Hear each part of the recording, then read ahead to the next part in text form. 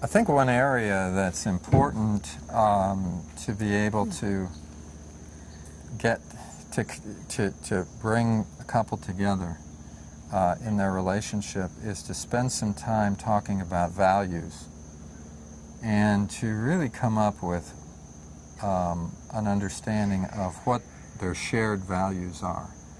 In other words, I may have certain values that, let's say you got a couple and one of them is a devout Catholic and the other one isn't. Okay? They haven't seen it as a problem, and they didn't see it as a problem getting married. Now they're married, but but the one who is the Catholic may have certain values related to the Catholic Church or related to their upbringing that maybe the other person doesn't have. Some religious values, some whatever that may be, ideological values, whatever, who knows. And we're all from different walks of life and so forth, and so as we come together to be able to come up with, and I guess one place this comes from is that this is a process that we do in business, as for companies that kind of strategically look at their organization and their corporate culture, is to say, what are our core values, our shared values, that we want to be able to say, this is what we stand for, this is what we believe, these are our values, right, and that we want to make sure these values are upheld through all of our business dealings and so forth. Well, if it's important for a business to do, it's certainly important for a couple to do, partners, to be able to really sit down and discuss what their values are. So there are values like family values, financial and monetary. Sometimes, you know, they have, within a marriage couple, they've got different, one wants to spend all the time, the other one wants to save, right? And they've got hassles, arguments really? all the time about finances all the time. Okay. Yeah. Well, somehow it would be really great if we could have some conversations about our values to really try to understand, well, what's important to you, what's important to me, and what's important to both of us, yeah, that we can share. Because values are something that you can build on. Right, and value is a big value for me. Has always been, and maybe it's because my home life was such a mess when I was growing up, but I've always valued the sense of home. You know, they say a man's home is his castle. Well, a woman's home is her castle as well. I mean, I want to come home to a homey, comfortable home that's nurturing, that's, you know, that is together, that is organized and warm and inviting. You know, it's really important to me. So, and then, you know, and of course when raising children, to me, when you have children, they're your main responsibility. Otherwise, don't have them. You've got to be committed to children to raise them properly. Be interested in their education, be interested in who they are, be interested very much in how they grow up and who they become.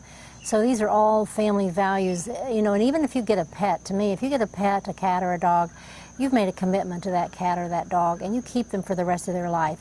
You have to value life. You have to value love. You have to value your space. You have to value things that mean something, things of the heart. You have to value those things. Otherwise, and of course what you said, finances, I mean, that can throw a monkey wrench into all of it if somebody's like spending and we're not being able to pay for that beautiful environment that we've created. You know, you have to be able to keep your money under control for sure. But I feel like those are the things you've got to sit down at some point in time early on and say, you know, what do you want out of our life together?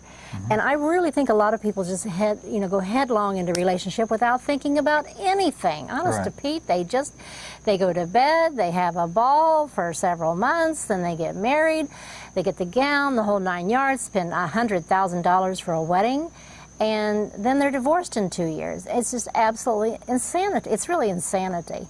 And it happens all the time.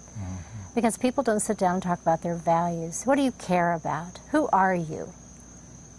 Right. Right.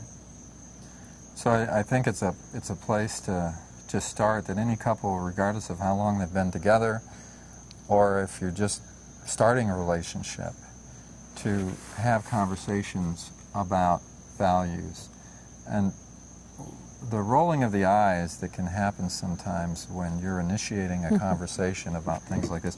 And we would even see this at our family, when we have our family get-togethers, which is now a regular thing that we do every year.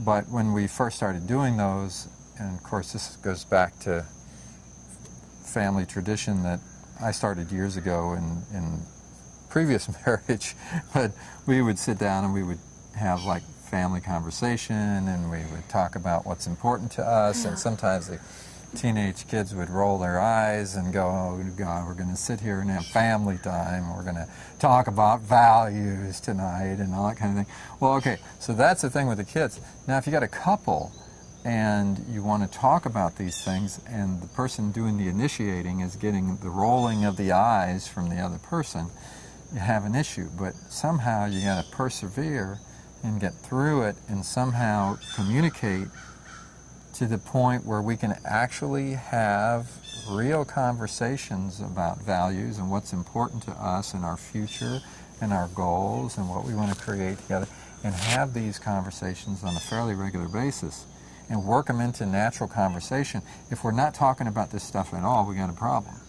Right. And that's part of the gap, I think, that exists between couples is that they're just not used to sitting down and having those kinds of discussions. And the more you have them, the more natural they can get.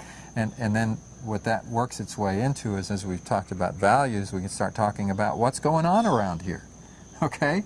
Usually we don't really have serious discussions about what's going on around here. What happens is we clobber each other as we have problems, and they flare up, and you push my buttons and I push your button. Things escalate, we have arguments, and that's how we solve problems, is through the argument. Yeah, and then leaving lots of wounds and scars behind. Right.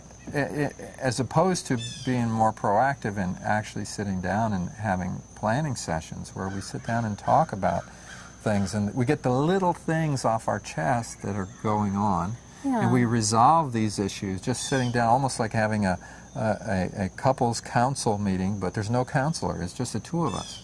We're counseling ourselves, and we're talking about the little issues that are going on. I mean, think about what a mediator or a marriage counselor or a relationship counselor would do if you went to somebody. They would ask questions, they would try to get you to open up, try to get you to talk about the little things that are going on, the problems and so forth, and try to figure out, to work out the differences and to get problems out in the open. So what I'm suggesting is that as you begin with discussions about values, you move on to talk about what's going on around here, what do we see, what's happening, what little problems do we have, what are we doing, and you start dealing with all the practical issues. Right. Not because you're reacting to them because they're creating problems, but because you're planning to live together, and you're planning how you're going to live together, and you're talking about these things. Well, I think that one of the things that happened between us, which was very valuable, and maybe we'll pick this up later in another video, but we sat down one time and decided that alcohol was not good in our relationship. We decided we would not drink anymore.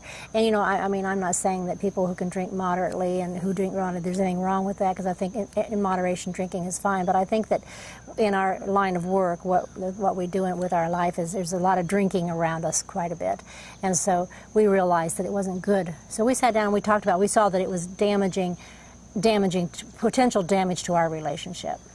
And we decided, let's just stop the drinking.